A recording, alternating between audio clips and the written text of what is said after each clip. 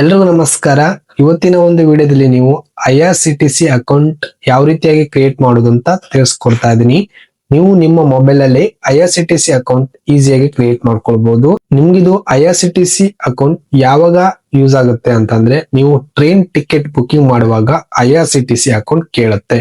ಹೌದು, IRCTC account ಇದ್ರೆ ಮಾತ್ರ ನೀವು ಟ್ರೈನ್ ಟಿಕೆಟ್ ಬುಕಿಂಗ್ ಮಾಡ್ಕೊಳ್ಬಹುದು. ಕಳೆದ ವಿಡಿಯೋದಲ್ಲಿ ನಾನು ಕನ್ಫರ್ಮ್ ಟಿಕೆಟ್ ಅಲ್ಲಿ ಯಾವ ರೀತಿಯಾಗಿ ಟಿಕೆಟ್ ಬುಕಿಂಗ್ ಮಾಡಬೇಕು ಅಂತ ತಿಳಿಸ್ಕೊಟ್ಟಿದ್ದೆ. ಅಲ್ಲಿ ನಾನು IRCTC ಅಕೌಂಟ್ ಕ್ರಿಯೇಟ್ ಮಾಡುವುದು ಕಂಪ್ಲೀಟ್ ಸ್ಟೆಪ್ ಹೇಳಿಲಾಗಿತ್ತು, ಜಸ್ಟ್ ಯಾವ ರೀತಿಯಾಗಿ ಅಂತ ಹೇಳಿದ್ದೆ. ಬಟ್ ಈ ವಿಡಿಯೋದಲ್ಲಿ ನೀವು ಕನ್ಫರ್ಮ್ ಟಿಕೆಟ್ ಆಪ್ ಮುಖಾಂತರನೇ IRCTC ಅಕೌಂಟ್ ಈಸಿಯಾಗಿ ಕ್ರಿಯೇಟ್ ಮಾಡ್ಕೊಳ್ಬಹುದು. ಕಂಪ್ಲೀಟ್ ಮಾಹಿತಿಯನ್ನ ಈ ಒಂದು ವಿಡಿಯೋದಲ್ಲಿ ಸ್ಟೆಪ್ ಬೈ ಸ್ಟೆಪ್ ಆಗಿ ತಿಳಿಸ್ಕೊಡ್ತಾ ಇದ್ದೀನಿ.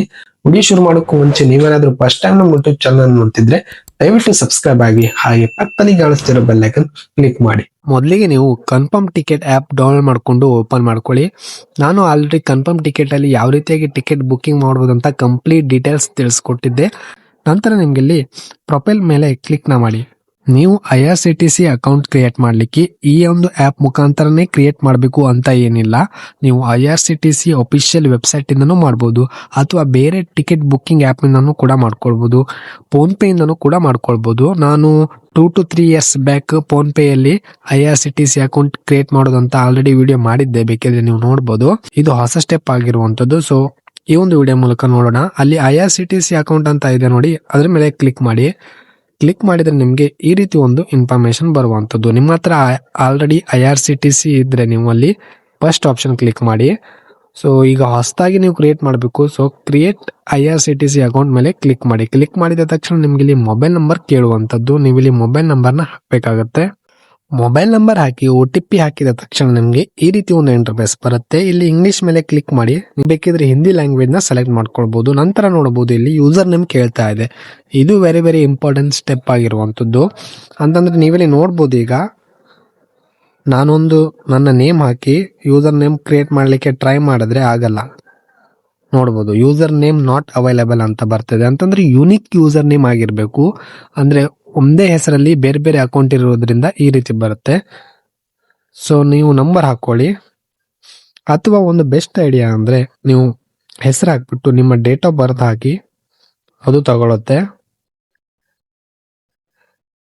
ಫುಲ್ ನೇಮ್ ಇಸ್ ರಿಕ್ವೈರ್ಡ್ ಅಂತ ಬರ್ತದೆ. ನೋಡ್ಬೋದು ಯೂಸರ್ ನೇಮ್ ತಗೊಂಡಿದ್ದೆ, ನಾನು ನನ್ನ ಡೇಟ್ ಆಫ್ ಬರ್ತ್ ಹಾಕಿದ್ದೇನೆ. ನೀವು ಕೂಡ ಈ ತರ ಟ್ರೈ ಮಾಡಿ, ಬೇಗ ಆಗ್ಬೋದು. ನಂತರ ನಿಮ್ಮ ಫುಲ್ ನೇಮ್ ಹಾಕಬೇಕು.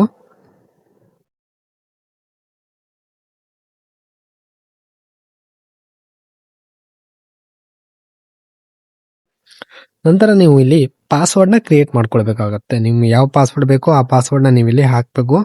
ಪಾಸ್ವರ್ಡ್ ಕೂಡ ಕರೆಕ್ಟ್ ಆಗಿರ್ಬೇಕು. ನೋಡಬಹುದು ಪಾಸ್ವರ್ಡ್ ಇಸ್ ನಾಟ್ ಸೆಕ್ಯೂರ್ ಅಂತ ಬರ್ತದೆ. ಸ್ಟ್ರಾಂಗ್ ಇರಬೇಕು, ಅಟ್ ಲೀಸ್ಟ್ 11 ರಿಂದ 15 ಕ್ಯಾರೆಕ್ಟರ್ ಇರ್ಬೇಕಂತೆ ಬರ್ತಾ ಇದೆ. ಸೊ ನೀವು ಯಾವ್ದು ಹಾಕ್ತೀರಾ ನೋಡಿ.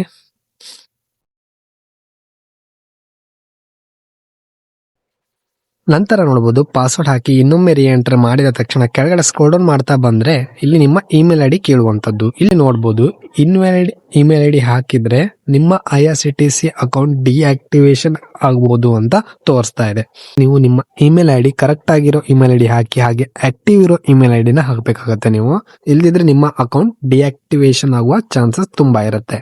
ಇಮೇಲ್ ಐಡಿ ಹಾಕಿದ ತಕ್ಷಣ ನಿಮ್ಮ ಮೊಬೈಲ್ ನಂಬರ್ ಹಾಕಬೇಕಾಗತ್ತೆ. ನೀವು ಮೊಬೈಲ್ ನಂಬರ್ ಕರೆಕ್ಟ್ ಆಗಿ ಎಂಟ್ರಿ ಮಾಡಿ. ಎಂಟ್ರಿ ಮಾಡಿದ ತಕ್ಷಣ ಇಲ್ಲಿರುವ ಕ್ಯಾಪ್ಚನ್ ಹಾಕಿ ಸಬ್ಮಿಟ್ ಮೇಲೆ ಕ್ಲಿಕ್ ಮಾಡಿ. ನಂತರ ಡೀಟೇಲ್ಸ್ ಎಲ್ಲ ಹಾಕಿದ ತಕ್ಷಣ ಸಬ್ಮಿಟ್ ಮೇಲೆ ಕ್ಲಿಕ್ ಮಾಡಿದ್ರೆ ನಿಮಗೆ ನೋಡಬಹುದು ನಿಮ್ಮ ಇಮೇಲ್ ಐಡಿ ಹಾಗೆ ಮೊಬೈಲ್ ನಂಬರು ವೆರಿಫೈಡ್ ನೆಕ್ಸ್ಟ್ ಅಂತ ಬರ್ತಾ ಇದೆ. ನೆಕ್ಸ್ಟ್ ಓಕೆ ಮೇಲೆ ಕ್ಲಿಕ್ ಮಾಡಿ. ಅಂತಂದ್ರೆ ನಿಮ್ಮ ಇಮೇಲ್ ಐಡಿಗೆ ಹಾಗೆ ಮೊಬೈಲ್ ನಂಬರ್ಗೆ OTP ಬರುವಂತದ್ದು. ನೋಡಬಹುದು ನಿಮ್ಮ ಮೊಬೈಲ್ ನಂಬರ್ಗೆ ಹಾಗೆ ಇಮೇಲ್ ಐಡಿಗೆ OTP ಬರುವಂತದ್ದು. ಎರಡನ್ನೂ ಕೂಡ ನೀವಿಲ್ಲಿ ಎಂಟ್ರಿ ಮಾಡಬೇಕು. 2 OTP ಆಗೋದು ಕಂಪಲ್ಸರಿ ಆಗಿರುವಂತದ್ದು.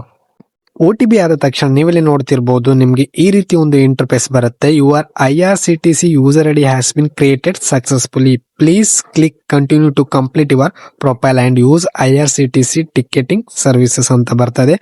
ಅಂತಂದ್ರೆ ನಿಮ್ಮ ಒಂದು IRCTC ID ಸಕ್ಸಸ್ಫುಲ್ ಆಗಿ ಕ್ರಿಯೇಟ್ ಆಗುತ್ತೆ ಅಂತ ಹೇಳ್ಬೋದು. ಹಾಗೆ ಬ್ಯಾಕ್ ಬಂದ್ಬಿಟ್ಟು ಮತ್ತೆ ಆಪ್ ಅಲ್ಲಿ ನೋಡೋದಾದ್ರೆ ಫಸ್ಟ್ ಆಪ್ಷನ್ ಮೇಲೆ ಕ್ಲಿಕ್ ಮಾಡಿ. ನೀವು ನಿಮ್ಮ ಒಂದು IRCTC ID ಕ್ರಿಯೇಟ್ ಆಗಿರ್ತದೆ ನೋಡಿ, ಅದನ್ನ ನೀವು ಇಲ್ಲಿ ಆಡ್ ಮಾಡ್ಕೊಳ್ಬೇಕಾಗತ್ತೆ. ನೋಡಬಹುದು ಐಡಿನ ಎಂಟರ್ ಮಾಡಿ. ನಂತರ ಪ್ರೊಸೀಡ್ ಮೇಲೆ ಕ್ಲಿಕ್ ಮಾಡಿ.